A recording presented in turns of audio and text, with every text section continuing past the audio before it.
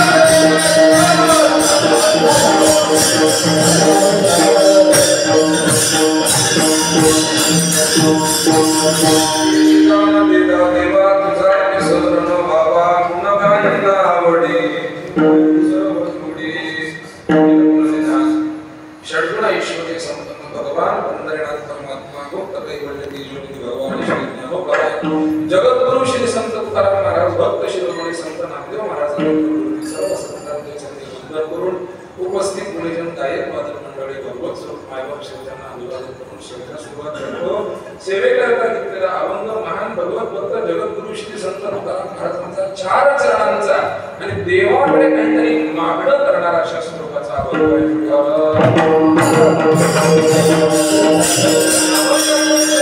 देवाच्या चरणात काहीतरी मागताय. 7 दिवसांचा, 5 दिवसांचा, 2 दिवसांचा जो काही नामसंकीर्तन महोत्सव आपण करतो, किंबहुना त्या नामसंकीर्तन महोत्सवामुळे आपल्याला एक नैतिक अधिकार प्राप्त होतो की आपण देवाकडे काहीतरी मागितलं पाहिजे. दुर्लभम त्रयमेव एतद्देवानि त्रिपुरुषं दुर्लभ सांगितलेलं, त्याच्यात मनुष्य जन्म दुर्लभ सांगितलेला. मनुष्य जन्म दुर्लभ सांगून सुद्धा तो मनुष्य जन्म भारतीय देशामध्ये पडले. देश सकाशात स्वामी संचरित्रम शिक्षेरम द्रव्यम सर्ववर्णतः असं सांगितलं. भारतामध्ये जन्म मिळणं त्याहून थोर आहे, महाराष्ट्रामध्ये जन्म मिळणं त्याहून थोर आहे. आपल्याला तो थोर जन्म मिळाला. आपण महाराष्ट्राच्या जन्माला आलो, परंतु महाराष्ट्राच्या मातीत जन्माला आल्यानंतर प्रत्येक माणूस देवाकडे काहीतरी मागतो असं नाहीये, किंवा प्रत्येक माणसाने देवाकडे काहीतरी मागावं असे सुद्धा नाहीये. आणि त्याही पेक्षा पुढे जाऊन प्रत्येक माणसाने मागितलेलं देव देतोच असे सुद्धा नाहीये.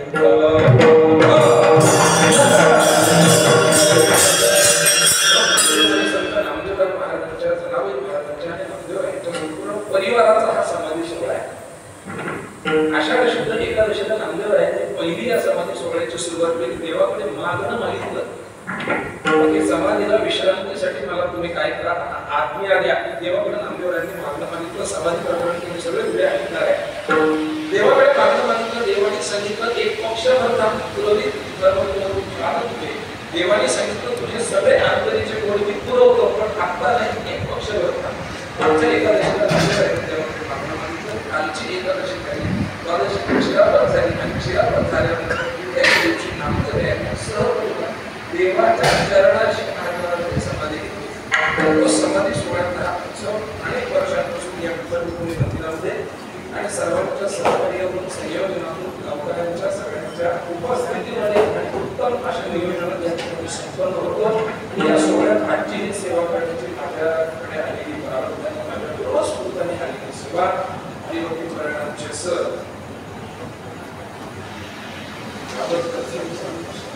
आणि यांच्या माध्यमातून माझ्याकडे पूर्वस्फूर्ताने सेवा आहे.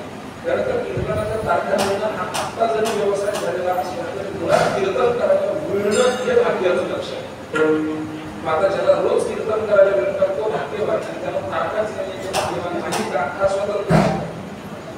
देवाचं कीर्तन ज्या दिवशी आपण सतत कीर्तन करून आम्ही नमस्कार नाम भक्त्या देवाने सांगितलं की माझी भक्ती देवाची भक्ती करायला निश्चित पूर्वस्फूर्त असं वाटतं. त्या पूर्वस्फूर्ताने आजच्या हा संयोगाचा कीर्तनाचा योग, सेवेचा योग मला या अभंगातून तुकाराम महाराज देवाकडे काहीतरी मागणं करतात. 2-3 प्रश्न पडतात. पहिला प्रश्न कीर्तनाची वेळ आता जर फॉलो करावा लागेल तर 15 मिनिटात काय सांगायचं.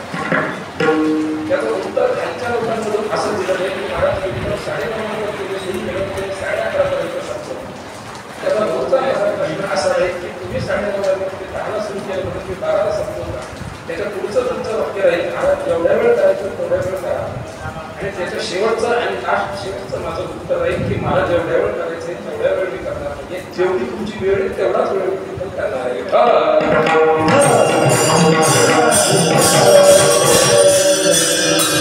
वक्त्याची अडचण तुम्ही थोडंसं समजून घ्या. वक्त्याची अडचण वक्त्याची ही अडचण की वक्त्याने कीर्तन जर पाठवण्यापर्यंत केलं तर उद्याच्या संपूर्ण दिंडीत एकच विषय राहतो आणि वक्त्याने कीर्तन जर बरोबर 15 मिनिटात संपवलं, 9:30 सुरू करून 10 कीर्तन कोणी संपवतंय काय. म्हणजे आमच्या मराठवाड्यात चालू द्यायचे, बसू द्यायचे, पायी चालू द्यायचे. आता तुम्ही माझी परीक्षा घेतली की तुम्हाला उंटावर बसवलंय तर तुम्हाला मला चालू नाही द्यायचे आणि पायी चालू शकत नाही. याच्या मधला मार्ग काय, काहीतरी उठा आणि मी ठरवून तुम्हाला सांगतो. या अभंगामधून तुकाराम महाराज देवाकडे काहीतरी मागणं मागतात. मागणं कोणी मागितलं पाहिजे, मागणं कोणाकडे मागितलं पाहिजे आणि मागणं काय मागितलं पाहिजे, या तीन गोष्टींचा जर विचार केला तर ज्ञानोबा यांचं संपूर्ण जीवन, नामदेव यांचं संपूर्ण जीवन, गोविंदनाथ महाराजांनी चोखोबा यांच्यानंतर निळोबा सगळ्या संतांचं जीवन आपल्याला या तीन माध्यमातून विचार केला तर पाहायला मिळतं की कोणाकडे मागितलं पाहिजे. पहिलं उत्तर देवाकडे मागितलं पाहिजे. थोडंसं व्यवहारात आधी सांगतो, कोणाकडे मागितलं पाहिजे. जी गोष्ट ज्याच्याकडे नाही ती गोष्ट ज्याच्याकडे आहे, त्यांनी ज्याच्याकडे नाही ती गोष्ट ज्याच्याकडे आहे त्याच्याकडे ते मागणं मागावं. तुम्ही म्हणाल मला समजलं नाही. साधा विषय, 5 रुपये. एखाद्या माणसाकडे जर 5 रुपये नाहीये तर त्यांनी ते 5 रुपये कोणाकडे मागावे. एखाद्याकडे 2 रुपये आहेत त्याच्याकडे मागावे का? निश्चित नाही. एखाद्याकडे 5 रुपये आहेत त्याच्याकडे मागून चालणार नाही, कारण त्याच्याकडे 5च आहे आणि तुम्हाला जर 5 पाहिजे तर ते 5 देऊ शकत नाही. ज्याच्याकडे 5 पेक्षा अधिक 5 रुपये आहेत ज्याच्याकडे 5 रुपये नाही आहेत त्यांनी जाऊन मागणं मागावं तर त्याच्या मागणीची पूर्तता होईल. एखाद्याने कोणाकडे काय मागावं हे जरी समजलं तरी कोणाकडे कधी काय मागावं हे बऱ्याच लोकांना कळत नाही. एक राजा होता, आपल्या सगळ्या प्रधानासह सैन्यासह चाललेला होता. रस्त्याच्या बाजूला एक माणूस बसलेला होता, गरीब माणूस होता. राजाचा मूड चांगला होता. राजाने सांगितलं बरेच त्या काय का चांगल्या ज्या योजना आहेत त्या राजाच्या मूडवर अवलंबून असतात.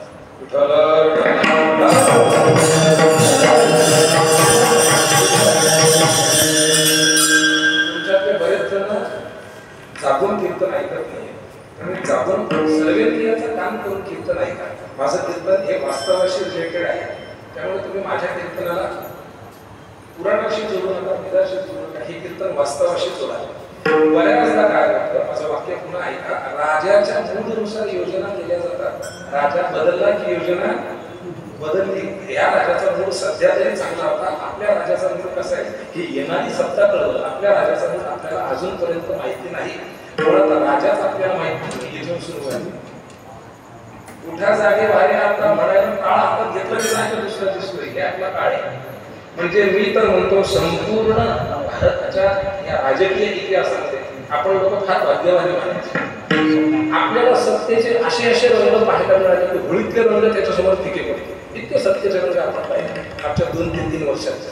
राजाला वाटलं की आता आपल्या राज्यात जे काही दरिद्र आहे ते सगळं दूर केलं पाहिजे. पहिली सुरुवात या माणसापासून करा. ते प्रधानजीला आणि सैन्याला पाठवलं, त्या माणसाकडे पाठवलं. त्याला सांगितलं बाबा राजेसाहेब आज प्रसन्न, जे पाहिजे ते मागून घे. त्याने राजेसाहेबाला सांगितलं राजेसाहेब अडचण काहीच नाही आहे. हातात वनस्पती बरोबर आहे, त्याच्यासोबत लागणारी दुसरी गोष्ट सुद्धा बरोबर आहे. पण दुसरी गोष्ट असणारी जो चुना तो थोडासा कडक झालेला आहे. त्याला जर थोडंसं पाणी मिळालं तर तो या वनस्पतीत मिसळून मला माझं काम करता येईल. तेवढं पाणी मला देण्यात यावं. मागणी संपली, दृष्टांत संपला. राजा उदार झाला आणि यांनी मागितलं काहीतरी चुना आणि चुन्याला सुद्धा पाणी. काय मागावं हे बऱ्याच जणांचं लक्षात येत नाही. 15 वर्ष दिवस होता आणि सरकारने असा फतवा केला की ज्याला जे पाहिजे, कारागृहातल्या कैद्यांना ज्याला जे पाहिजे त्यांनी ती गोष्ट मागायची आणि त्या कारागृहातल्या कैद्यांच्या प्रत्येक मागणीची पूर्तता होईल. पहिला कैदी आपण सप्रेम नमस्कार, विनंती विशेष साष्टांग नमस्कार. कोण लिहितंय? कोण लिहितंय? थोडंसं लक्ष दिलं आहे का? कोण लिहितंय? कैदी लिहितोय. कारागृहातला कैदी लिहितोय सप्रेम नमस्कार, साष्टांग नमस्कार, विनंती विशेष. ते सहलविवी आपल्याकडे लिहिलेलं असतं पत्रिकेत. बऱ्याच जणांना मिती आणि सहलविवी हे पत्रिकेतलं कधीही वाचता येत नाही. वाचलं तरी त्याचा अर्थ माहित होत नाही. त्याचा अर्थ सप्रेम नमस्कार, विनंती विशेष. त्यांनी लिहायला सुरुवात केली की सगळं चांगलं आहे, दिवसाची सुरुवात चांगली होती. परंतु सकाळी उठल्यानंतर बिना चहाची जी सुरुवात होती तर तो नको हा वियोग आम्हाला आवडत नाही, कृपया चहाची सोय करा. त्याने सांगितलं उद्यापासून सगळ्या कैद्यांना चांगल्यातला चहा द्या. 2, 4, 5, 10 कैदी गेले. एका कैद्याचा क्रमांक आला. त्याने सांगितलं महाराज सगळी व्यवस्था चांगली आहे. दिवस जरी पावसाळ्याचे असले तरी सुद्धा मध्ये ऊन पडतं आणि ऊन पडल्यामुळे गरम होतं. हे जे पंखे हे बदलून टाका आणि इथे चांगले पंखे टाका. हे नाही कोण सांगतं? हे कैदी सांगतोय पत्रावर. त्यांनी सांगितलं सगळ्या जे काही कैदी तुमचे गृह कारागृह आहेत त्या कारागृहामध्ये AC लावून टाका. असे 999 कैदी गेले. किती गेले? 999. 10 जरी सांगितले तरी माझी वेळ संपतो. मला मुद्द्यावर यायचंय. 999 गेले आणि 1000व्या क्रमांकाचा कैदी आला आणि त्यांनी पत्र लिहिलं, सप्रिय नमस्कार, विनंती विशेष, मी अमुक अमुक नावाचा कैदी क्रमांक इतका इतका या गुन्ह्याखाली आपण मला आपल्या कारागृहामध्ये टाकले होते. मला माझ्या केलेल्या कर्माची शिक्षा मिळाली आहे, मला माझ्या केलेल्या गोष्टीचा पश्चाताप झालेला आहे, तरी आपल्या चरणी विनंती आहे की आपण मला या कारागृहातून मुक्त करावं. दृष्टांत संपला. तुमच्या माझ्या सहित सगळ्या जणांचा क्रमांक हा पहिल्या 999 मध्ये लागतो. जे त्याला कळलं ते आपल्याला कोणालाही कळत नाही. तुम्ही म्हणाल महाराज सांगत कैद्यांचं होते, आले आपल्यावर, असं कसं काय? महाराज कैद्यांबद्दल सांगतच नव्हते. कारण कैद्यांबद्दल सांगायसाठी सगळेच तुम्ही मला एवढ्या 350 किलोमीटर वरून बोललेले आहे. आपला क्रमांक येतच जातोय. काय मागायचंय? तर गाडी, काय मागायचंय? पैसा, काय मागायचंय? मुलाचं आयुष्य, मुलाचं शिक्षण, स्वतःचं आयुष्य, स्वतःचं शिक्षण. ते नातवंडापासून इतक्या शेवटपर्यंत जातं की कुठंतरी आम्हाला या कारागृहातून मुक्त करा, ही मागणीच आपल्याला स्पर्श करत नाही. त्यामुळे काय मागायचं हे कळालं पाहिजे. ते शेवटच्या कैद्याला कळालं होतं. काय मागायचंय? तर सुखाची मागणी केली पाहिजे, बरोबर? कारण जन्माला आल्यापासून प्रत्येक माणूस हा सुखासाठी धडपड करत असतो. त्याची इच्छा जरी सुख नसली तरी त्याचं ध्येय मात्र सुख आहे. कारण आपण सुखासाठी जगतो, सुखासाठीच आपल्याला मरण येतं आणि आपली स्वरूपता सुद्धा सुखामध्ये. एका जणाने विचारलं की महाराज सुख सुख सुख सुख तुम्ही सांगता, माणूस सुख कशासाठी मिळवतो? सगळं सुखासाठी आहे. कीर्तन सुखासाठी आहे, गायन सुखासाठी आहे, पकवास सुखासाठी आहे, हे जे गुलाबजाम तळले जात आहेत ते सुद्धा कशासाठी आहे? सुखासाठी आहे. म्हणजे पिठलं भात जर दिला तर सुख होतं का? पण त्याच्याच ऐवजी जर गुलाबजाम दिले तर सुख होतं की नाही? हे सगळं जर सुखासाठी आहे तर नेमकं सुख कशासाठी आहे? कोणाला जर उत्तर असेल तर मला ते द्या, मला पुढच्या कीर्तनात सांगते. त्याचं उत्तर असे की सुख सुद्धा सुखासाठीच आहे. मग माणूस सुखासाठी धडपड का करतो? त्याचं उत्तर असं आहे, माणूस सुखासाठी धडपडच करत नाही, माणूस स्वतःच्या स्वरूपाकडे जाण्यासाठी धडपड करतो. कारण सुखरूपता ही माणसाच्या प्राप्तीचा विषय नसून ते माणसाचं स्वरूप आहे.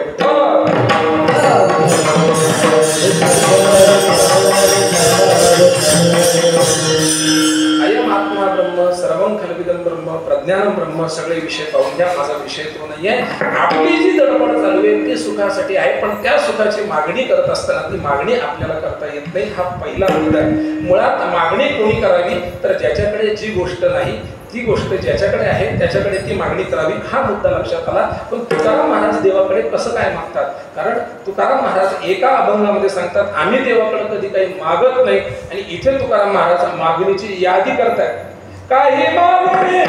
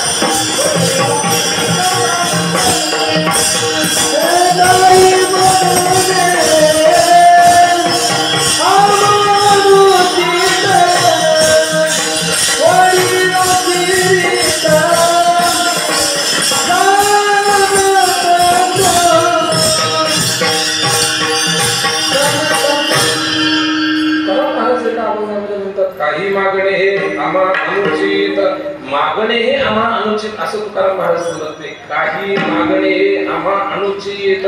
तसं आम्ही काही घेत नाही हे म्हणणं वेगळं आणि आम्ही काहीच घेत नाही हे म्हणणं वेगळं. जसं समोरच्याने तुम्हाला जर विचारलं चहा घेता का, तुम्ही सांगता आम्ही चहा घेत नाही. मग तो तुम्हाला काय विचारतो? कॉफी घेता का? तुम्ही सांगता मी कॉफी घेत नाही. मग तो तुम्हाला काय विचारतो? दूध घेता का? आणि तुम्ही पहिल्याच वाक्यात जर सांगितलं मी काहीच घेत नाही, तुम्हाला काय विचारतं काय? काहीच विचारणार नाही. बरोबर आहे, सगळ्यांना माहिती आहे. म्हणूनच आपण काहीच घेत नाही असं कधीच म्हणत नाही.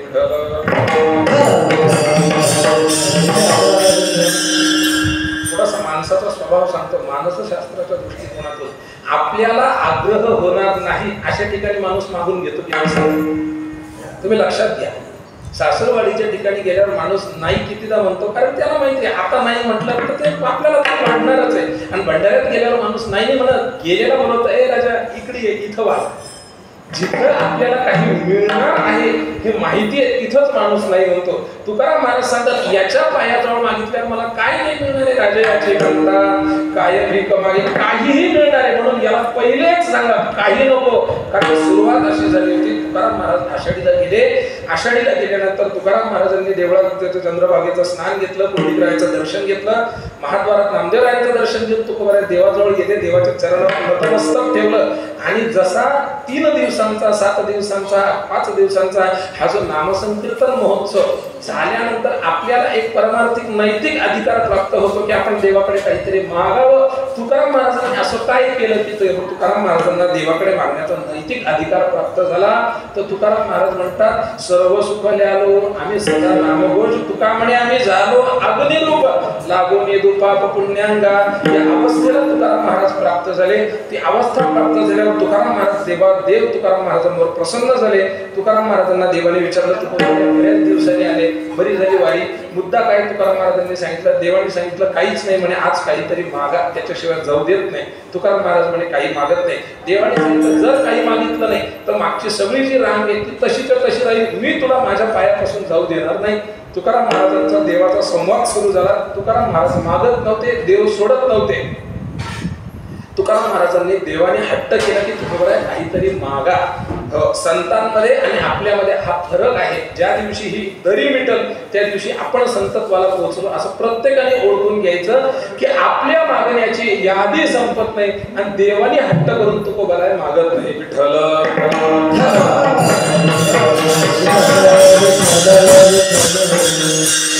आम्ही देवाच्या चरणाजवळ गेल्यावर सोडा, पंढरीच्या गाडीत बसलं की ठरवतो तिथं जाऊन काय मागायचंय हे सोडा, काय मागायचंय हे ठरल्यानंतर पंढरपूरचं नियोजन होतं.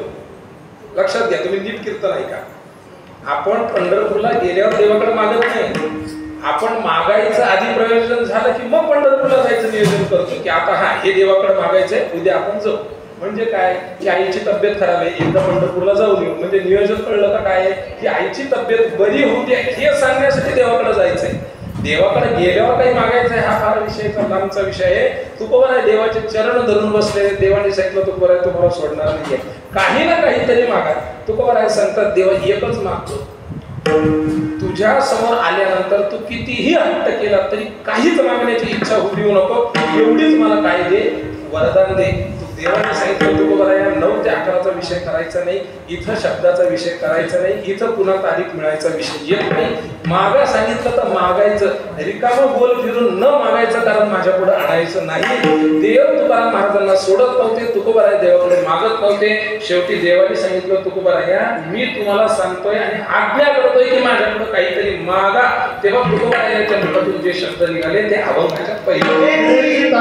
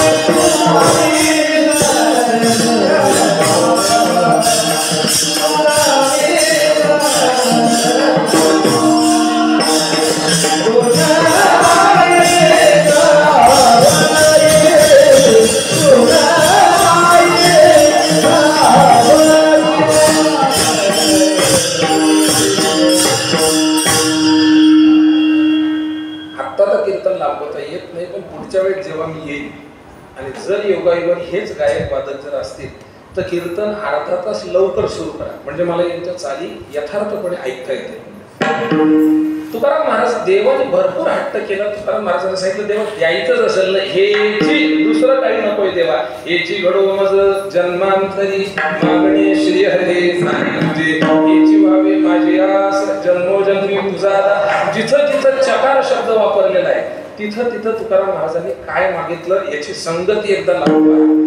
जिथं जिथं हे जे शब्द आलेले आहेत ते सगळे शब्द एका पानावरती असे एकाखाली एक लिहून पहा आणि तुम्हाला लक्षात येईल की शब्द वेगळे वेगळे आहेत, अभंग वेगळे वेगळे आहेत, पण मागण्याचा मुद्दा जो आहे, मागण्याचं ध्येय जे आहे ते एकच आहे. हेची व्हावी माझी आस जन्मोजन्मी तुझा दास, हेची घडो जन्म मज जन्मजन्मांतरी मागणे श्री हरी नाही तुझे काय पंढरीचा वास चंद्रभागे स्नान तुझं आहे काय. हेची एक देवा तुम्हा मागणे दातारा उचित दे करा माझा भाव जाणून खरा. हेची दान देगा देवा तुझा विसर न व्हावा. सगळी आवडून पहा. तुकाराम महाराज चकार देवा लावतात. चकार लावणं म्हणजे अन्याची व्यावृत्ती होते. चकार तिथे लावला जातो जिथे अन्याची व्यावृत्ती होते. मला वरण भात भाजी पोळी आणि त्याच्यासोबत गुलाबजाम जेवायला पाहिजे, म्हणजे गुलाबजाम जेवायला पाहिजे हा मुद्दा असतो, पण मला फक्त गुलाबजामच जेवायला पाहिजे याचा अर्थ दुसरं काही महाराज खाणार नाही. बऱ्याचशा महाराज लोकांना, आता तुम्ही नाही विचारलं मला, मी सांगत सुद्धा नाही, परंतु बऱ्याचशा महाराज लोकांना फोन करून आधी विचारावं लागतं की महाराज भोजनाची व्यवस्था काय करायची. आणि मग काही महाराज लोक जे असतात, आता ते पथ्य पाणी किंवा मग एक प्रकारचा ॲटिट्यूड म्हणा किंवा मग काय जे असेल ते म्हणा, पण काही जण लिस्ट सांगतात की दाण्याचं कूट नकोय, भाजीत रस्सा थोडासाच असावा, भात अगदी असा फार मोकळा नको, गचका सुद्धा नकोय आणि भाकरी अशा पतल्या पतल्या असा. मी एकाच आमची लिस्ट ऐकून माझ्या मनात विचार आला होता की महाराज आल्यावर तुमच्या हातात पिण्याच्या ऐवजी झाऱ्या देतो, तुम्ही बनवून मला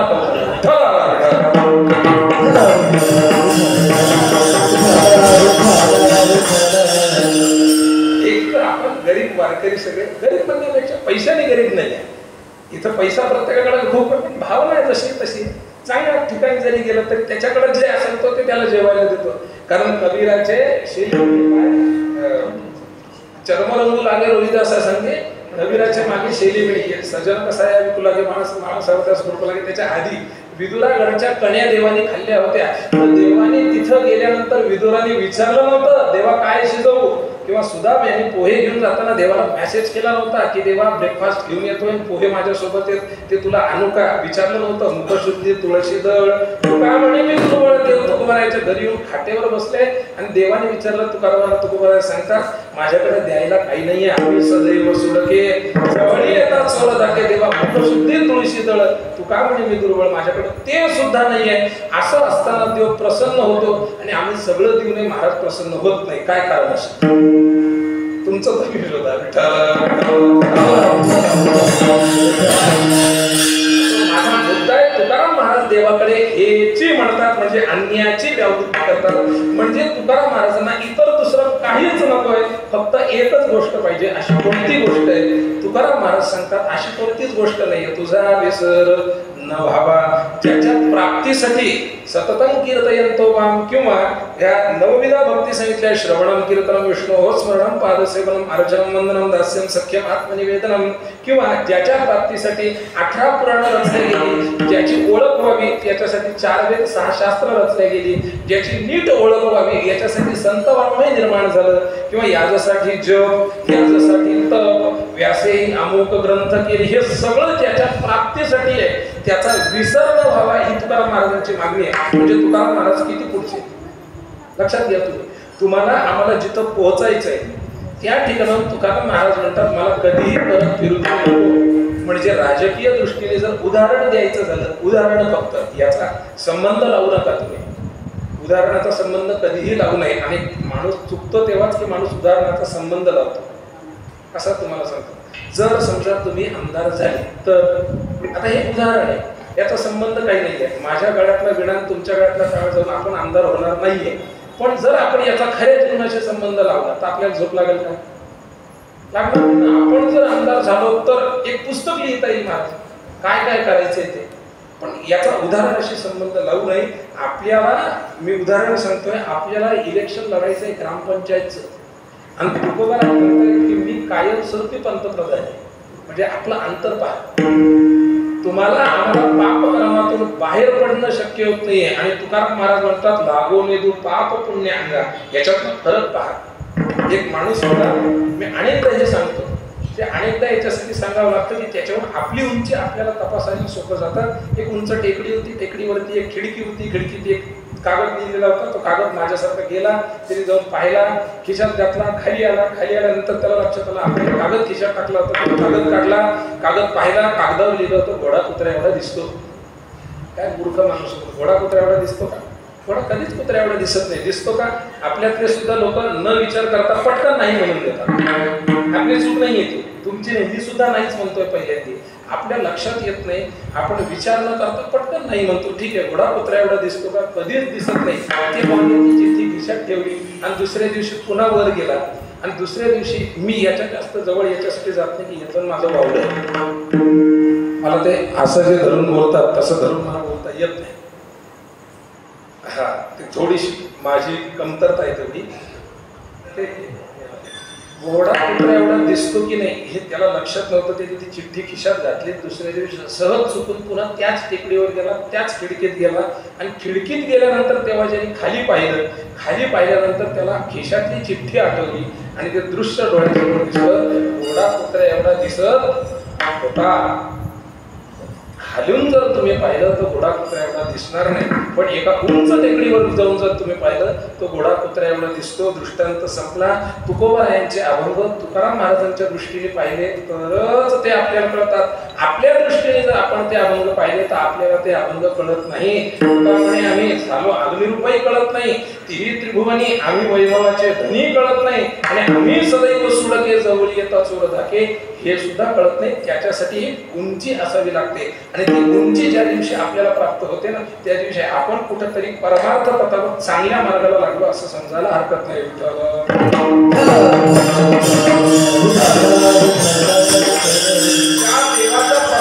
हा कीर्तन प्रपंच आहे. ज्या देवाच्या प्राप्तीसाठी तुकारामाने जन्म आल्याचे सार्थक विठ्ठलची एक देखील या असं जन्माचं सार्थक तुकाराम महाराजांना होतं. त्या देवासमोर तुकाराम महाराज म्हणतात की देवा काहीच नकोय, तुझी फक्त मला विसर होऊ देऊ नको.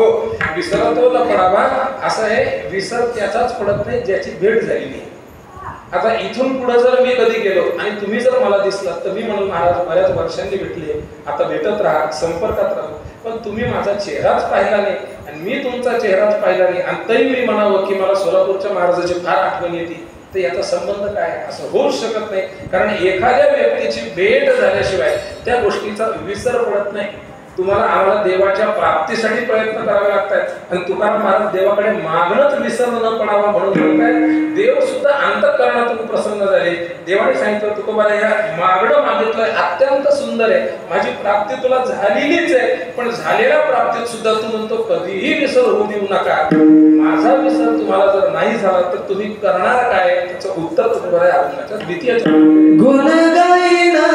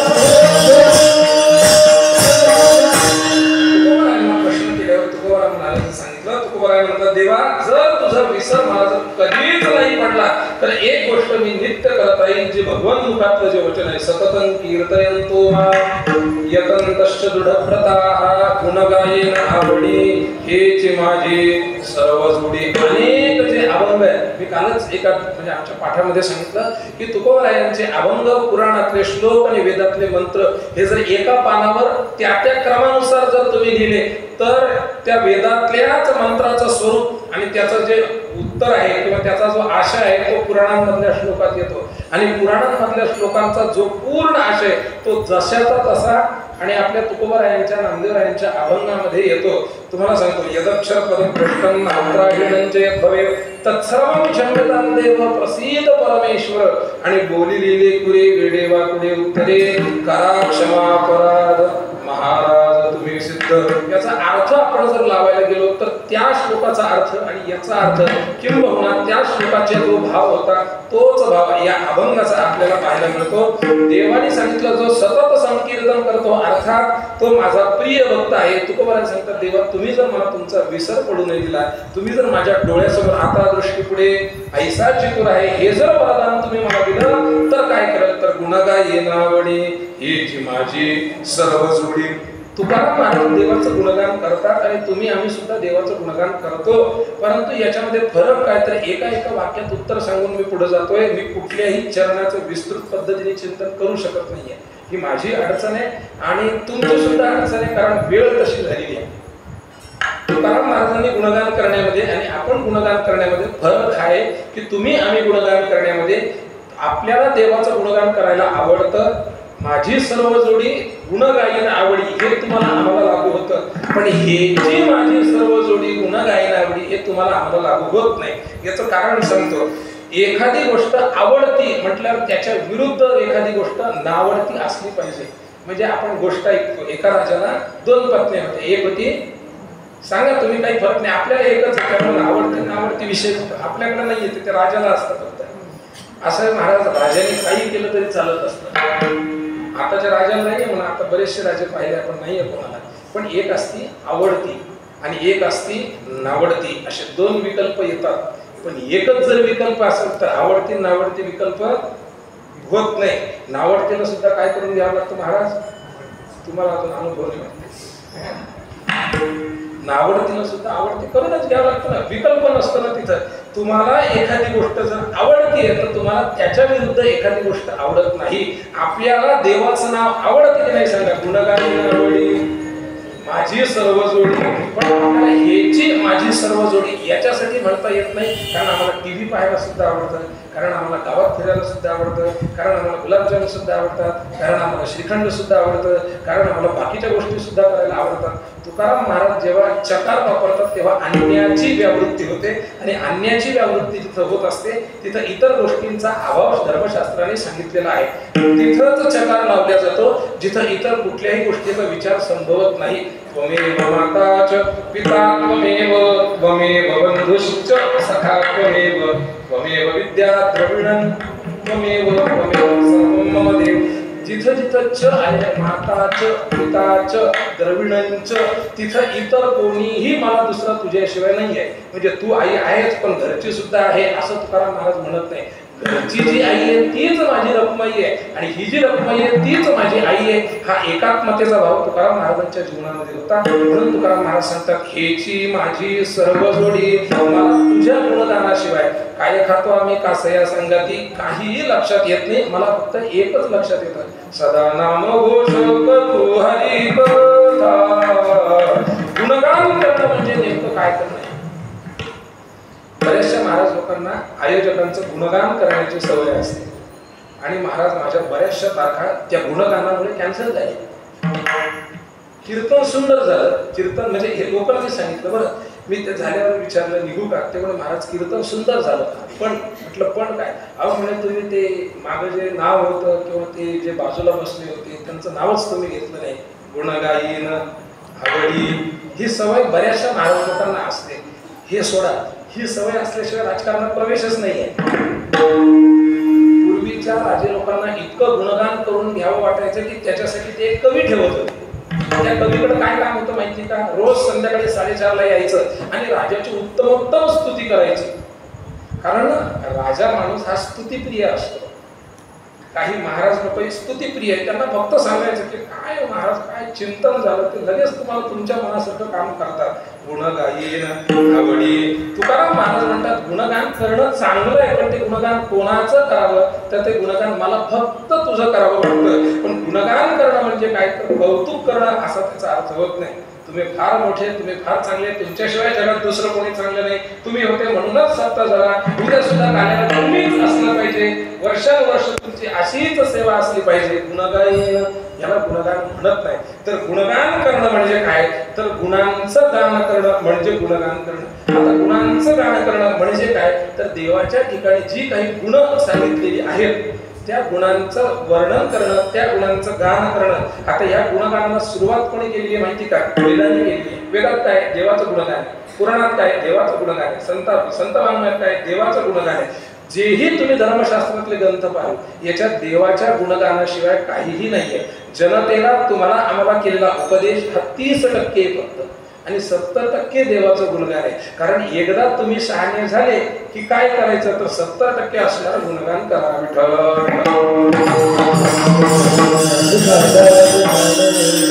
बऱ्याच लोकांना हे कळत नाही की गुणगान म्हणजे गुणांचं वर्णन.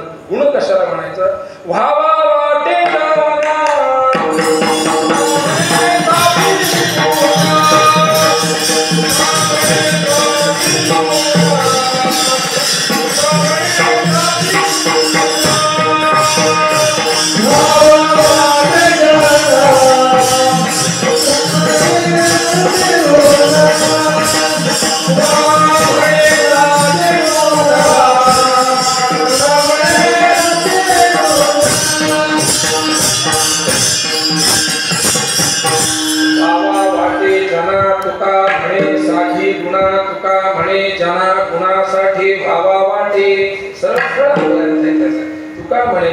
गुणासाठी व्हावा वाटे. हीच मुलं आमच्याकडे पुढच्या वर्षी सुद्धा सप्ताहाला आली पाहिजे असा जर हट्ट तुमच्याकडे, तुमची संस्था असा जर हट्ट धरला तर याचं एकच कारण आहे, व्हावा वाटे जना तुका म्हणे साठी गुणा. यांच्या ठिकाणी असणारे जे गुण आहेत त्याच्यासाठी यांना व्हावा जनात वाटे, म्हणजे यांचा जना व्हावा वाटे. सरळ सरळ असा त्याचा अर्थ होतो. गुण म्हणजे काय, तर एखादी गोष्ट जी ज्याच्यामध्ये चांगली आहे ती आवडणं. म्हणजे आता तुमच्या आवडता नायक कोण आहे असं म्हटलं की पंडित भीमसेनजी जोशी असं नाव जर आपसुक मुखातून निघत असेल तर भीमसेनजीचे कपडे आम्हाला फार आवडत होते म्हणून भीमसेनजी आम्हाला आवडतात असं होत नाही. व्हावा वाटे जना तुका म्हणे जना गुणासाठी व्हावा वाटे.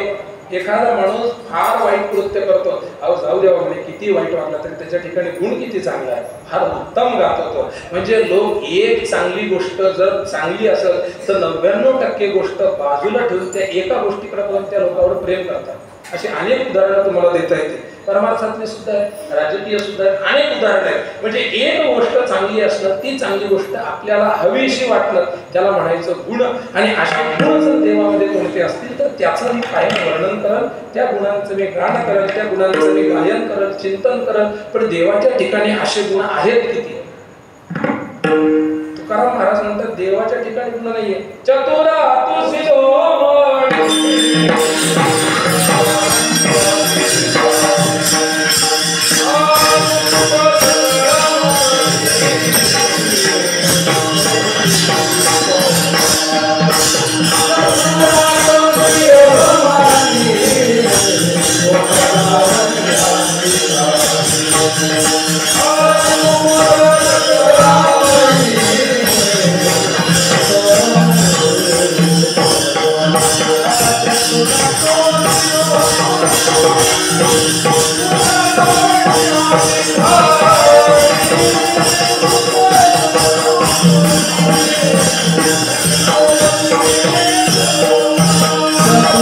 Satu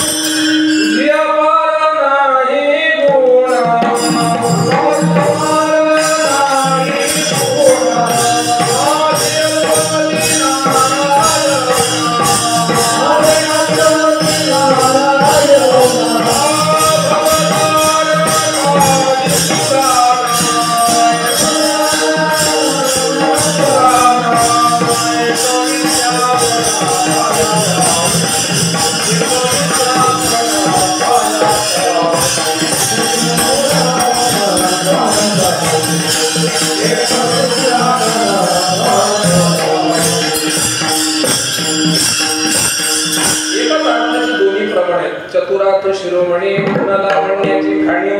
काही माणसांमध्ये महाराज एखादा गुण इतका चांगला असतो की त्या गुणामुळे तो माणूस आपल्याला कायम जवळ राहावा असा वाटतो. म्हणजे एखादा माणूस आहे, त्याचं बोलणं फार सुंदर आहे. सप्ताह कमिटी दरवर्षी त्याला 10 फोन लावते.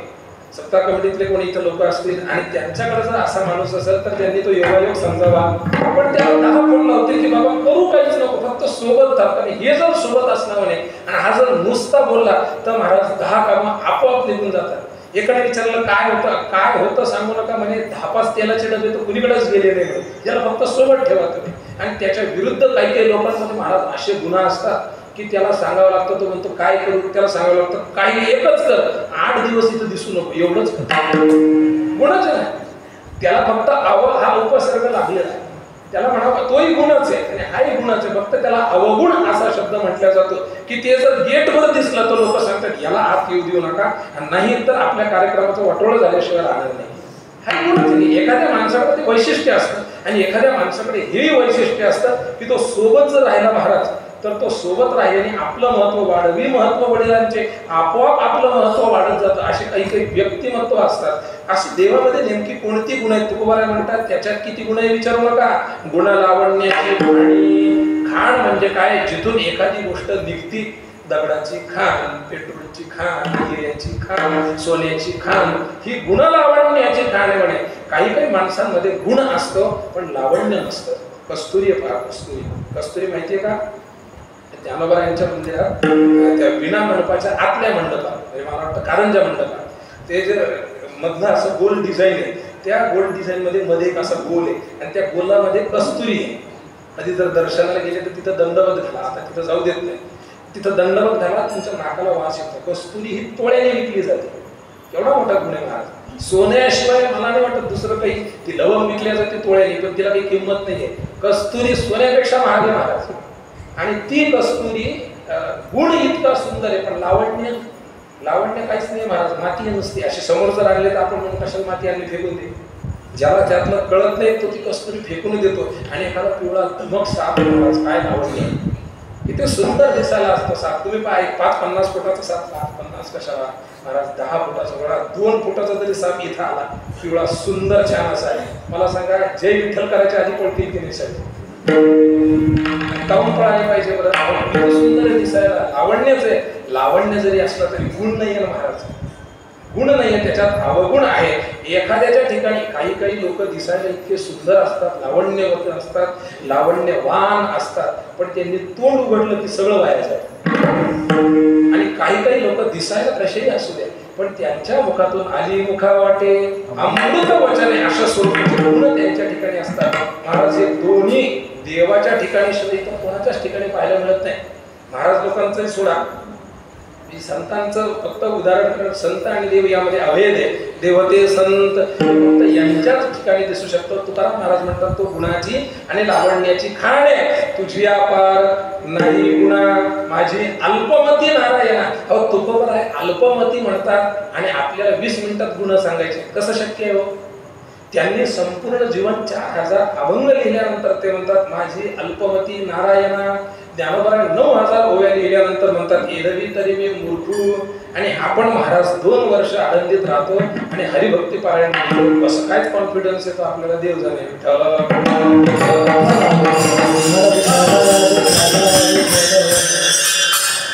त्यांनी पूर्ण केल्यानंतर त्यांना त्यांची योग्यता कळाली आणि आपण काहीच नाही कळून सुद्धा आपल्याला आपली योग्यता कळत नाही. विनोबा भावेंचा एक दाखला फार चांगला आहे.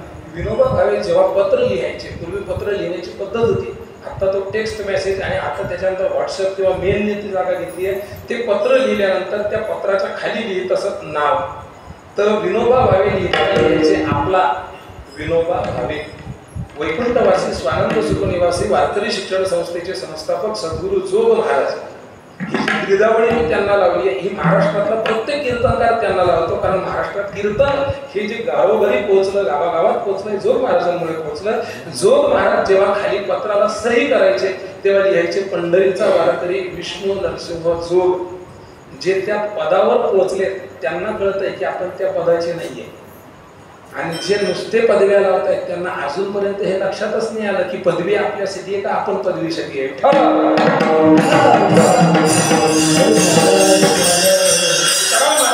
त्याचं वर्णन काय करणार आहे? माझी अल्पमती नारायण अवतारकाची सुजाणा एक विज्ञापना पायापाशी तुकोबा म्हणतात. त्याचं वर्णन आपल्याला करता येत नाही. पण जेव्हा आपली बुद्धी चालत नाही तेव्हा दुसऱ्याच्या बुद्धीने विचार केला पाहिजे. साधं उदाहरण देतो आणि मुद्द्याकडे येतो. आपल्याला जर रस्ता माहित नसला तर आपण काय करतो? गाडीचा 5वा गिअर टाकतो आणि पाहिजे तिथं गाडी पळवतो. असं करतो का? नाही. आपल्याला विठ्ठलाचं गंध आठवतं, रस्ता विसरलो की मग आपण त्या गंधावर टिक करतो आणि जिथं पाहिजे ते नाव टाकतो. आपोआप आपल्याला लोकेशन दिसतं आणि मार्गात हवे वर्तावे हे त्यांनी तेव्हा सांगून ठेवलं. आपण आता करतोय. तुमच्या लक्षात आलं का? तेण्याची पंथे चालू जाता नकडे गुंता काही कुठे. आपणही तेच करतोय. फक्त आपल्याला लक्षात येत नाही की गुगल मॅपवर तेण्याची पंथे चालू जाता कळत आहे, जीवनात तेण्याची पंथे चालू जाता कळत नाही. गुगल मॅप त्यांनी सांगितलेलं आहे तर त्याच्या रस्त्यावरून जावं तर ध्येयापर्यंत पोहोचतं एवढं कळत आहे. आणि मग ज्ञानेश्वरीमध्ये आणि गाथेमध्ये जीवनाचा मॅप सांगितलेला आहे, त्याच्या रस्त्यावरून जावं ध्येयापर्यंत पोहोचू हे का कळत नसेल देव जाणे. याला एकच उत्तर आहे, आपलं पाप आडवं येतं. कारण तुका म्हणे पाप, तुका म्हणे नाग पाप एखादी गोष्ट जर आपल्या भाग्याच्या मध्ये जर करत असेल तर त्याला पाप असं नाव तुकोबाराय देतात. तुकोबाराय म्हणतात तिथं पाप मध्ये आलं म्हणून तुमच्या ते हिताच्या आड येतं. असो, माझा मुद्दा चालू आहे. मग तुकाराम महाराजांनी विचार केला की नेमके गुण कोणते वर्णन करावे. तुकोबारायांनी ज्ञानेश्वरी पाहिली आणि ज्ञानेश्वरीमध्ये ज्ञानोबारायांनी देवाचे जे 6 मुख्य गुण सांगितलेले आहेत त्या 6 गुणांचं तर होईना वर्णन करावं असं तुकाराम महाराज सांगतात. ऐका यशश्री औदार्य ज्ञान वैराग्य ऐश्वर्य हे 6 गुणवर्य वसती जे ततो हा भगवंतू. ऐका यशश्री औदार्य, यशश्री औदार्य ज्ञान वैराग्य ऐश्वर्य हे 6 गुणवर्य वसती जे. तर त्याला जर भगवंत म्हणायचं असेल आणि त्या जर भगवंताचं वर्णन तुकाराम महाराजांना करायचं असेल तर तुकाराम महाराज म्हणतात या 6 गुणांचं मी वर्णन करल. देवाची 6 गुण म्हणजे महाराज एकेका गुणामध्ये देवाचं एक चरित्र आहे. यशामध्ये देवाचं चरित्र आहे, ज्ञानामध्ये देवाचं चरित्र आहे, औदार्यामध्ये देवाचं चरित्र आहे, काय वैराग्यामध्ये देवाचं चरित्र आहे. एक गुण सांगायला 10 मिनिटं जरी घ्यायचे झाले तर 60 मिनिटं लागतील. 10:30 ते 11:30 आणि त्याच्यानंतर पुढचे 2 चरण 10 मिनिटं म्हणजे 11:30, 11:40, 11:50 आणि जय विठ्ठल उस्तर 12. तर आजच्या दिवस 12 वाजून द्या. उद्या आपल्याला दिंडीच करायची आहे. तुम्ही सगळे जरी हो म्हटले तरी मी करणार नाहीये.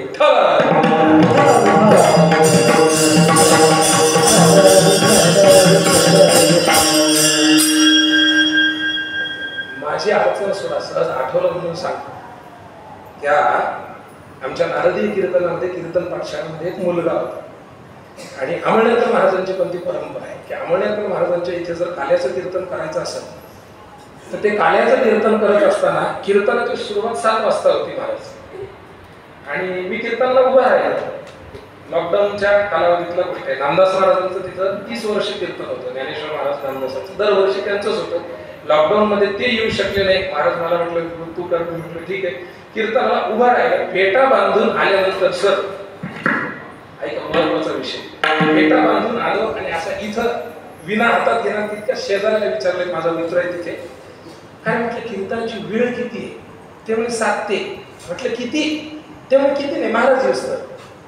महाराज आले तर 8:30ला येतील आणि आले तर 9:30ला येतील आणि 5 रुपये जर वाटले तर 10ला येतील.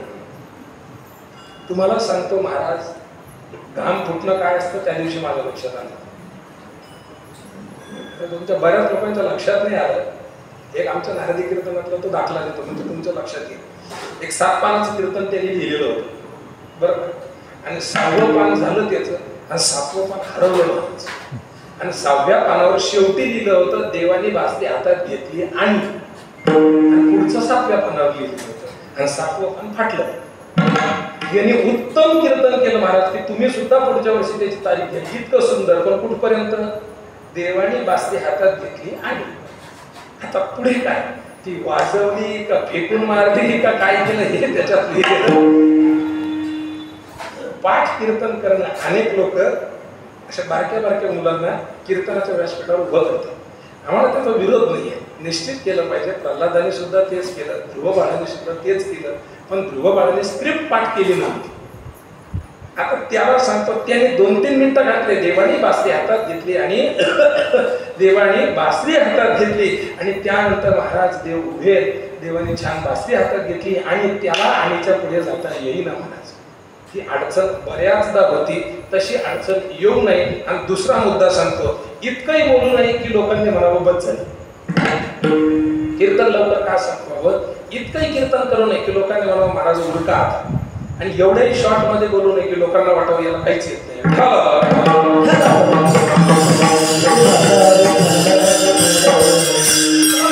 देवाची ही जी 6 गुण आहेत, या 6 गुणांचं वर्णन केलं. देवाच्या ठिकाणी असणारं यश तुम्हाला आम्हाला पाहिजे असेल तर यश या गुणाचं वर्णन करावं. देवाच्या ठिकाणी असणारं वैराग्य हे तुमच्या आमच्या जीवनामध्ये यावं असं वाटत असेल तर त्या वैराग्याचं वर्णन करावं. देवाच्या ठिकाणी किती वैराग्य होतं. प्रभू रामचंद्रांच्या जीवनाचा विचार केला, दुःखेश म्हणून दिवला मला आता प्रवास सांगितलं मी की देवाला आदल्या दिवशी वसिष्ठ ऋषींमध्ये आणि दशरथामध्ये चर्चा झाली, उद्या सकाळी राज्याभिषेक आहे, पहाटे सूर्योदयाला राज्याभिषेक करायचा आहे. त्यांनी सांगितलं, दशरथाला सांगितलं तुम्ही एकदा आम्हाला विचारा आणि त्याला सांगा तरी किमान की उद्या सकाळी राज्याभिषेक आहे. दशरथाने सांगितलं सांगायची काय गरज आहे, तो जर रघुवंशातला आहे आणि रघुवंशातल्या सगळ्या मुलांची ही जर परंपरा आहे की काय म्हणतात त्याला, स्वामी काय गुरु भक्ती पितृ वचन सेवापती, हे जर असेल तर मी त्याला उद्या जरी सांगितलं तरी तो त्याला नाही म्हणणार नाही, काही त्याला सांगायची गरज नाही. तुम्ही तयारी सुरुवात करा. कशाची? राज्याभिषेकाची.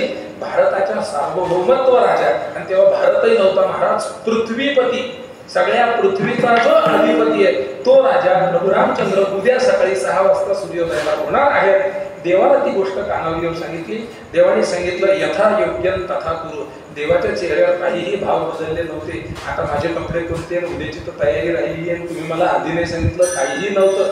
ना 2.25 कोटीचा ब्लेझर शिवला होता, ना कोणी पंतप्रधान बोलवले होते, ना कोणी आलं होतं. देवाने सांगितलं काही हरकत नाही, यथा योग्यं तथा कुरु. महाराज वारं फिरलं, जेवणे झाले आणि रात्री मंथरीने काय सांगायचं ते कैकेयीला सांगितलं. कैकेयीने काय सांगायचं तो निरोप, ज्येष्ठासी जाडावे दुरी दिगंतर, ज्येष्ठासी द्यावा राज्य, ज्येष्ठासी जाडावे दुरी दिगंतर, सगळं घडलं. दशरथाने रात्री 12च्या सुमारास प्रभू रामचंद्राला सांगितलं, रामराया उद्या तुझा राज्याभिषेक होणार नाहीये, उद्या सकाळी तुला वनवासात जायचंय. तेव्हा सुद्धा रामरायांच्या चेहऱ्यावर जे हावभाव होते त्याच्यात किंचितही बदल नव्हता. याला नाम वैराग्य.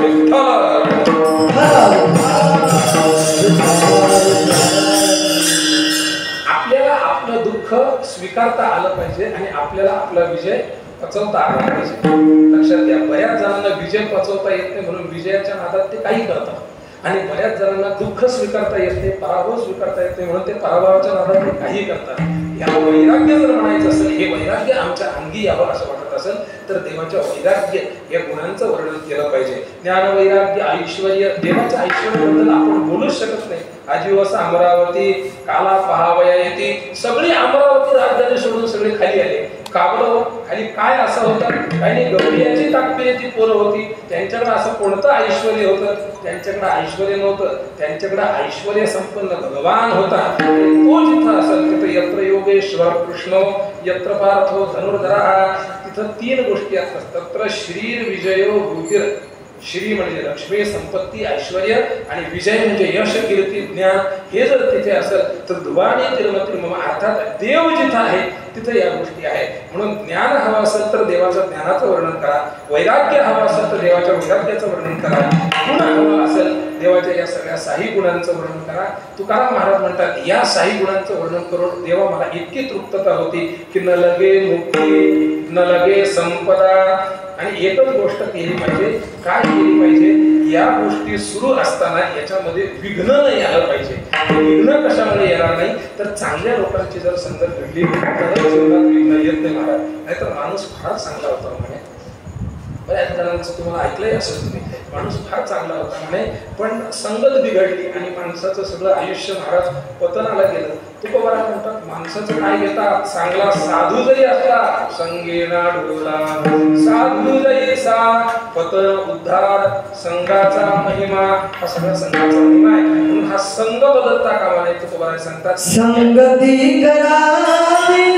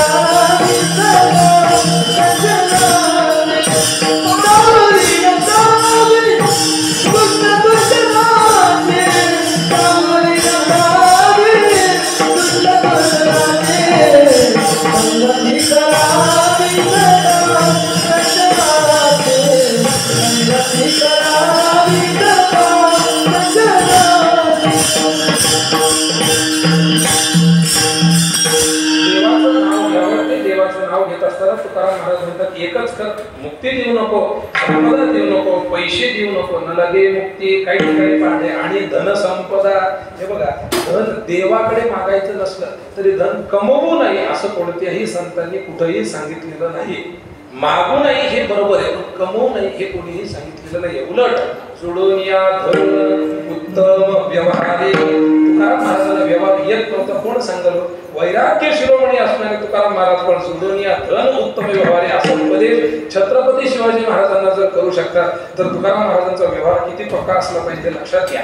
तुकाराम महाराज हे बघा, पैशाने सुख विकत घेता येत नाही असे बरेच महाराज लोक सांगतात, पण एक लक्षात घ्या, पैशाने सुख विकत घेता येत जरी नसलं तरी दुःख मात्र कमी करता येतं, हे ध्यानात घ्या. आणि तुम्ही जर म्हणाल महाराज असं कसं काय, तर त्या लॉकडाऊनच्या कालावधीमध्ये रेमडेसिवीरसाठी 10-5 रुपयाची ती गोळी म्हणा किंवा ते एक वॅक्सिनेशनचं सलाईन म्हणा किंवा जी सिलेंडर ट्रकाने बाहेरच्या हॉस्पिटलमध्ये पडलेली आहे त्या सिलेंडरसाठी पाहिजे तेवढी रक्कम मोजायला तुम्ही का तयार होते? त्याचं कारण आहे तुम्ही वाचणार आहे की नाही हे तुम्हाला माहित नव्हतं, पण ते जर असलं तर तुमचा कोरोना बरा व्हायची शक्यता होती. म्हणजे पैशाने सुख विकत घेता येत आहे पण पैशाने दुःख कमी करता येतं. तुकाराम महाराज सांगतात, जोडून या धन. पैसा मागितला नाही पाहिजे, मागणं निश्चित वाईट, काही मागणे हे आम्हा अनुचित, पण दिलेलं घेऊ नये असं सुद्धा तुम्ही सांगितलं. बघा, वारकऱ्याने बुक्का लावून घेऊ नये, वारकऱ्याने तुळशीच्या माळी व्यतिरिक्त हार गळ्यात घालू नये, हे तुकाराम महाराजांची वैराग्य निष्ठा होती तेव्हा ते खरं होतं. पण आता जर आपण झेंडूचीच फुलं जर गळ्यात घातली तर लोकही आपल्याला कधी गुलाबाचं फुलं हातात देणार नाही. त्यामुळे आपल्याला सुद्धा गुलाबाचे फुलं गळ्यात घालायची सवय करावं लागेल, तेव्हा लोक आपल्याला कधीतरी कमळाचा हार आणतील. नाही तर चालूच आहे, फुटावर एक झेंडू, फुटावर एक झेंडू, खाली एक झेंडू, एवढ्या याच्यावर राहून चालत नाही. त्याच्यासाठी जोडून या धन उत्तम व्यवहारे या गोष्टी कराव्या लागतात. तुकाराम महाराज म्हणतात, काही नको देणार, फक्त एक संतांची संगती दे. आणि जी गोष्ट तिसऱ्या शेवटच्या चरणात तुकाराम महाराज सांगतात, अगदी धावतं सांगतोय मी सगळं, जी गोष्ट परमार्थाने, धर्मशास्त्राने, वेद वाङ्मयाने, संत वाङ्मयाने, पुराण वाङ्मयाने मिळून नाही असं सांगितलं, ती गोष्ट तुकाराम महाराज या अभंगात अट्टहासाने मागतात. तुकाराम म्हणे, गर्भवासी सुखे घालावे आम्हासी. अहो कितीदा जन्म, किती वेळा जन्म यावे, नित्य भावे भजित, किंवा काय उद्धार व्हावे, काय कृपा करेल नारायण, किंवा सर्व सुखाची आशा जन्म गेला, किंवा मातेच्या उदरकुहरी पचवून अनेक प्रमाण देता येते, अनेक प्रमाण देता येतील की या जन्म मरणाच्या बंधनातून मुक्त होण्यासाठी काय केलं पाहिजे या पद्धतीचं विश्लेषण संत वाङ्मयातून सगळी संत आपल्याला करतात. मग जन्म मरणाच्या बंधनातून मुक्त होणं म्हणजे खरं सुख आहे, या जन्म मरणाच्या बंधनातून बाहेर पडणं म्हणजे खरं सुख आहे.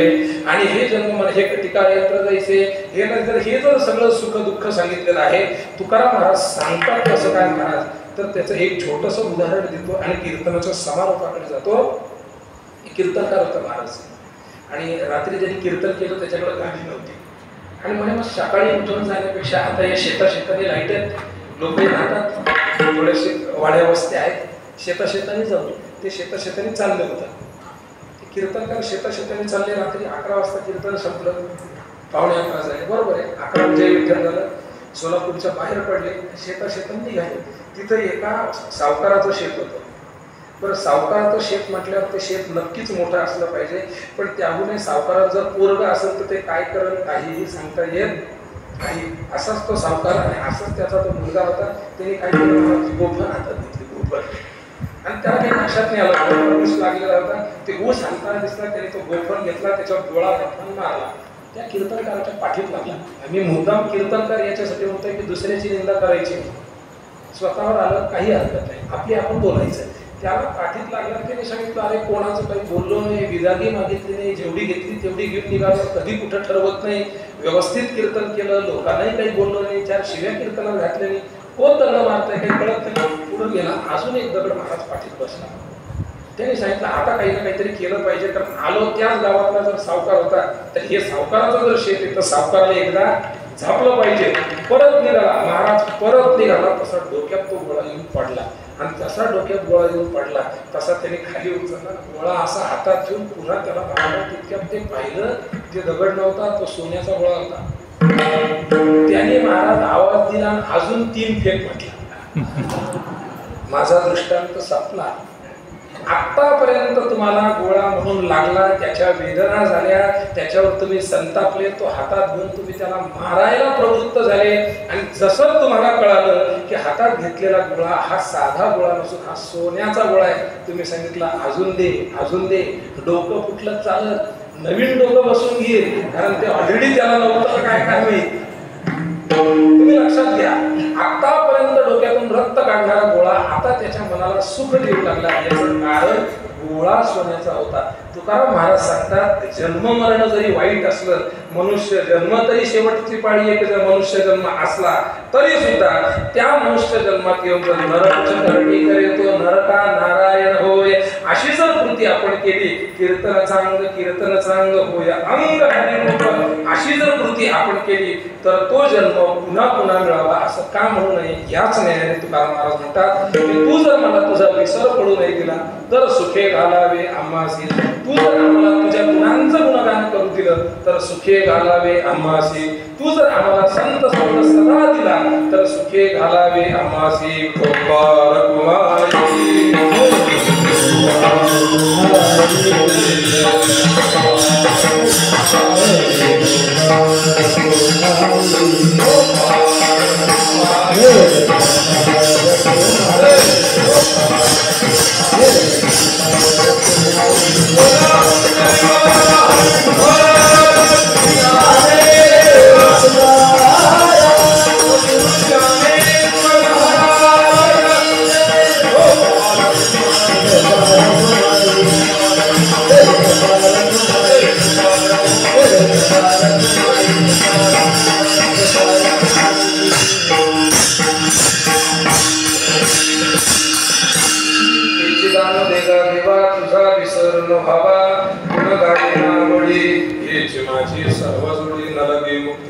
आणि संपदा संत संग देई सदा. गुणगायनावडी हेच माझे सर्वोडी. तुका म्हणे गर्भवासी सुखे घालावे आम्हासे. गुणगायनावडी हेच माझे सर्व जोडे. सुखाने देवा अनेक जन्माला घाल, किती दाई जन्माला तू जर मला घातलं तर मी जन्माला येऊन काय करणार, हेच करणारे. गुणगायनावडी हेच माझे सर्व जोडी. संत वाङ्मय कळालं नाही तरी चालत, वेद वाङ्मय कळाला नाही तरी चालत. नामदेवरायांच्या एका ओळीने शेवट करतो, संत वाङ्मय कळालं नाही तरी चालत, वेद वाङ्मय कळाला नाही तरी चालत, ज्ञानेश्वरी कळाली नाही तरी चालत, पण एकतरी ओवी अनुभवावी. ही एक ओवी तरी आपल्या जीवनामध्ये आपल्याला अंगीकारता आली तर आपल्या जीवनाचं सार्थक झाल्याशिवाय राहत नाही. पूर्ण पसायदान अनेक जण म्हणतात, पण पसायदानातल्या एक पद हे जरी आपल्याला आलं, विश्वस्वधर्म सूर्य भाव, जो जे वांछिलं तो ते लाव, चला कल्पतरूंचे आरव, जे खळांचे व्यंकटे सांडू. हे एक एक पद म्हणजे महाराज एकेका यशस्वी जीवनाची हे सूत्र. जे खळांचे व्यंकटे सांडू हे एक पद जर आपल्याला कळालं तर आपलं जीवन यशस्वी होतं. चला कल्पतरूंचे आरव असणारे आमचे संत आहेत हे कळालं तर आपलं जीवन यशस्वी होतं. म्हणजे संपूर्ण ज्ञानेश्वरी सोडा, संपूर्ण पसायदान सोडा, पसायदानातली एक ओवी सोडा, एक पद जरी आपल्याला कळालं तरी आपल्या जीवनाची किती कर्तव्यता होती. आणि ही एक ओवी तुम्हाला आम्हाला समजली पाहिजे. हा अट्टहासाने जर कोणी सांगितलं असेल तर नामा म्हणे ग्रंथ श्रेष्ठ ज्ञानदेवी एक तरी होवे अनुभवावी. महाराज वडील बंधू नामदेवराय होते. ज्ञानेश्वर महाराजांच्या समाधीचे अभंग वाचा. मी जे अभंग कीर्तनात सांगत नाही, कारण संतोष अभंग जेव्हा 15 दिवसाला आवृत्तीला येतात तेव्हा आवृत्तीला आले तरी माणूस ढळा माझ्या डोळ्यातून अश्रू येतात. माझ्याच नाही, कोणी पण जोही माणूस असू द्या. नारा विठा यांनी देव रुक्मिणी यांनी धरल्या दोन्ही कर, देव निवृत्ती यांनी धरले दोन्ही कर, या सगळ्या गोष्टी तुम्ही पुन्हा वाचायला घ्या. ते अभंग आपल्याला सांगता येते, पण हे करत असताना नामदेवरायांचे वाक्य आहेत की नामदेवराय बोलतात की ज्ञानोबारायांनी माझ्यासमोर समाधी घेतली याचं दुःख नाही आहे, त्यांच्या आधी मी समाधी नाही घेऊ शकलो याचं मला जास्त दुःख आहे. निवृत्तीनाथ महाराजांचं वाक्य आहे की ज्ञानोबारायांनी आई वडिलांनी जेव्हा देहांत प्रायश्चित्त केलं तेव्हा सुद्धा एवढं दुःख झालं नाही जेवढं दुःख ज्ञानोबारायांच्या समाधीच्या वेळेस झालं. आणि तुम्हाला सांगतो, वडील बंधू किंवा वडिलांचं हृदय काय असतं हे नामदेवरायांच्या चरित्रातून आपल्याला कळतं. ज्ञानेश्वर महाराज, निवृत्तीनाथ महाराज, सोपान काका, मुक्ताबाई सगळ्यांच्या समाधी सोहळ्याला निवृत्तीनाथ नामदेवराय तिथं गेले, सगळ्यांना समाधीला दिले. एक एक एक एक कमी होत गेला हो. सगळेजण तीर्थयात्रेला निघाले होते, ज्ञानोबाराय कमी झाले, पुन्हा निघाले. सोपान काका कमी झाले, पुन्हा निघाले. मुक्ताबाई कमी झाल्या, पुन्हा निघाले. निवृत्तीनाथ महाराज कमी झाले, पुन्हा निघाले. आणि एवढं सगळं करून नामदेवराय जेव्हा देवाकडे येतात तेव्हा देवाला सांगतात, देवा आता जगणं असह्य झालेलं आहे, कारण माझ्यासमोर या सगळ्यांनी समाधी घेतली, हे माझ्या पुत्रवत, माझ्या पुत्रा एवढ्यापेक्षा किंवा त्याही पेक्षा लहान आहे आणि यांनी माझ्यासमोर समाधी घेतली आहे. नामदेवरायांचे अभंग आहेत. नामदेवराय म्हणतात, देवा एक क्षण सुद्धा ज्ञानदेवा वाचून आता जगावं असं वाटत नाही. त्या नामदेवरायांनी सहपरिवार जनाबाई समवेत उद्याच्या दिवशी आषाढ कृष्ण त्रयोदशीला आणि देवाच्या द्वारी समाधी घेतली. त्या लाडाईचा अभंग आहे की ती त्यांनी सांगते की तुम्ही सगळ्यांनी त्या दिवशी समाधी घेतली, म्हणजे देवा मला फक्त एक मजाका ठेवले वेगळे पाठवणीशी, सगळ्यांनी जर समाधी घेतली मलाच व्यक्तीला का ठेवलं. तिने सुद्धा दुसऱ्या दिवशी देवाच्या देवळासमोर आणि त्या महाद्वारातच समाधी घेतली. हा सगळ्यांचा समाधी सोहळा उद्याच्या दिवशी आपण सगळे साजरा करणार आहोत. आपलं थोर भाग्य आहे की अशी संत परंपरा आपल्याला पाहायला मिळाली, अशी संत परंपरा आपल्याला ऐकायला मिळाली आणि अशा संतांच्या चरणी नतमस्तक होण्याचं भाग्य आपल्या जीवनामध्ये आपल्याला मिळालं. नामदेवरायांच्या पुण्यतिथीच्या निमित्ताने सुरू असलेला हा नामसंकीर्तन महोत्सव आणि याच्यातली ही आजची कीर्तन सेवा म्हणजे नामदेवरायांच्या समाधी सोहळ्यात कुठंतरी आपल्याला पोहोचता आलं याचा एक मनस्वी आनंद मनामध्ये आहे, एक समाधान मनामध्ये आहे. कारण आपल्या जीवनामध्ये परमार्थाशिवाय समाधान नाहीये. समाधान तुम्ही बाहेर शोधा, बाहेर तुम्हाला शिक्षण मिळेल, बाहेर तुम्हाला सुख मिळेल, बाहेर तुम्हाला सुविधा मिळतील, बाहेर तुम्हाला सोयी मिळतील, पण संस्कार आणि आंतरिक सुख जे आहे ते तुम्हाला परमार्थाशिवाय मिळत नाही. आणि हा उद्देश डोळ्यासमोर ठेवून श्री क्षेत्र देऊळगावच्या जिल्हा बुलढाणा इथे परमपूज्य सद्गुरू मोहननाथ महाराज पैठणकर यांच्या मार्गदर्शनाने आणि आशीर्वादाने मागच्या 3 वर्षांपासून महर्षी वसिष्ठ वेद विद्यालय आणि श्री संत तुकाराम महाराज वारकरी विद्यालय त्या ठिकाणी सुरू केलेलं आहे की जे महाराष्ट्रातलं पहिलं संयुक्तिक वैदिक आणि वारकरी विद्यालय आहे. विशेषत्वाने तिथे गुरुकुल पद्धतीने विद्यार्थ्यांना शालेय अकॅडमिक शिक्षणासहित वैदिक परंपरेचं आणि वारकरी संप्रदायाचं शुद्ध स्वरूपात शिक्षण दिलं जातं. गुरुकुल स्वरूपात म्हणजे एकही रुपया न घेता निवास, भोजन, शिक्षण हे संपूर्ण विनामूल्य असणारी ती संस्था आहे. आपल्या सगळ्यांना विनंती आहे की आपण त्या भागात जर कधी आला तर नक्कीच 250 वर्ष पुरातन असणाऱ्या त्या देवस्थानाला भेट देऊन दर्शन घेऊन त्या ठिकाणच्या असणाऱ्या विद्यार्थ्यांना आपले शुभाशीर्वाद द्यावे.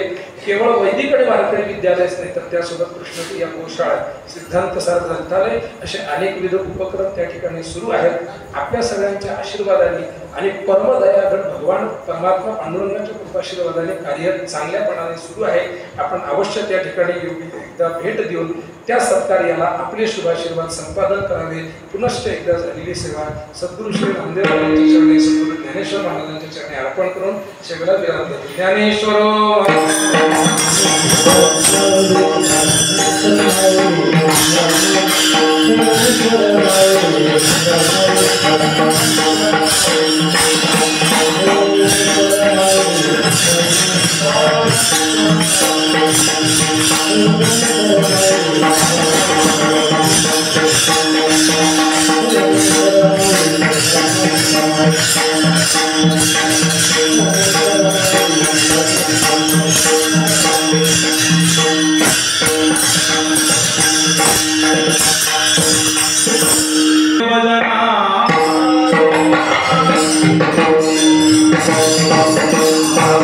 Hare